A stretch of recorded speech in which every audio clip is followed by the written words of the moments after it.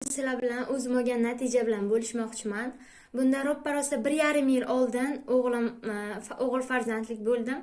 O'g'limda homiladorligimda qonim kam bo'lganligi sababli tug'ma yurak parogi aniqlandi. Buni eshitib o'zimni qo'yishga joy topolmadim.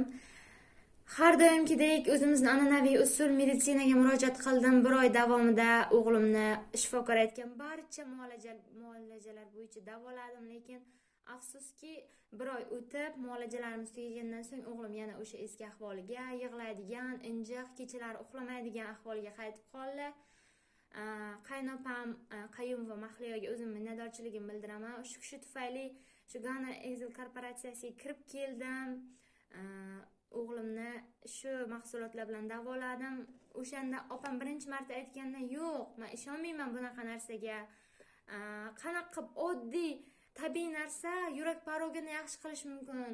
Bo'ldi, men operatsiya qilaman" deb taqdirga tan bergandim. Sababi shifokor aytgandiki, 1 yoshgacha agar o'g'lingning parogi bitsa, bo'lmasa 1 yoshdan keyin operatsiya qilamiz. Jiddiy deganda, to'g'risi dunyolarni ham olib berishga tayyor edim o'g'limga. Sababi birinchi farzandim, baribir onaman. O'sha paytda opam aytdi, qo'ydi, yo'q dedim va oxir majburlikdan qaynopam bo'lganlari uchun majburlikdan shu mahsulotlarni olib berdim. O'sha paytda sinash uchun faqat shokolad kofe va kasha olib berdim. O'sha paytda 15 kun davomida shokolad kofe bilan kashani natijasini ko'rganman. Sababi o'g'limning qoni ham kam edi. 9,5 qon edi o'g'limning qoni.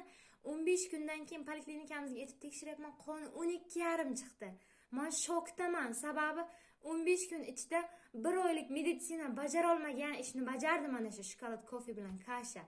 Bundan juda ham xursand bo'ldim va katta dozada Exilium Gold, onasiga tenglashtirilgan mahsulot Exilium Gold, shokolad kofe, kasha va choy 4 talasini birgalikda boshlab 3 oy davomida katta dozada ichirdim va Xudoga shukr, bugungi kunga kelib eng zo'r natijam meni jigarbandim o'g'limda yurak parogi yopilganligi, o'g'lim butunlay 100% tuzalganligini bildim.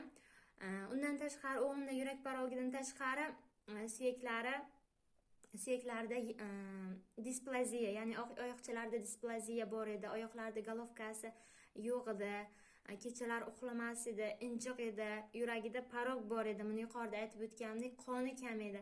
Men faqatgina mana shu 4 ta mahsulot orqali butun kasalliklarni davoladim. Hozirda o'sha 2 oyligida ichirishni boshlagan bo'lsam, 5 oylik, 6 oyliklariga